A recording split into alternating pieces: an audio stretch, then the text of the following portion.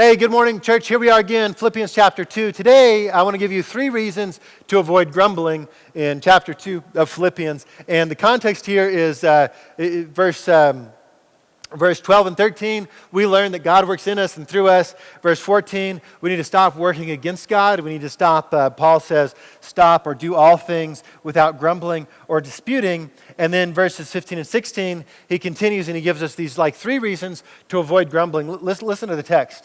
Do all things without grumbling or disputing, so that you may be blameless and innocent, children of God without blemish in the midst of a crooked and twisted generation, among whom you shine as lights in the world, holding fast to the word of life, so that in the day of Christ I may be proud that I did not run in vain or labor in vain. And so, three reasons why we should avoid grumbling and disputing. First is for our own benefit.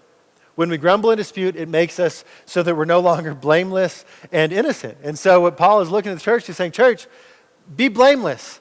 Stop complaining about issues that don't matter.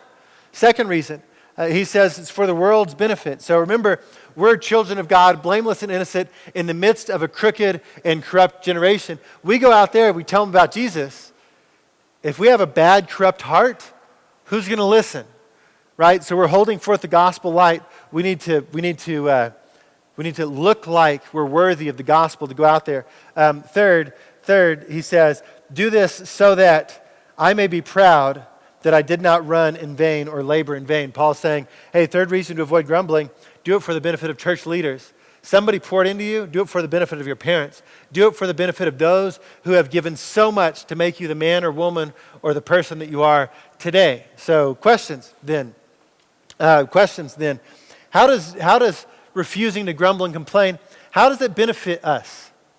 Like what does it do for me in a very practical way when I say, you know what, I'm not going to grumble, I'm not going to complain, I'm not going to dispute, I'm just going to trust God. How does that help us?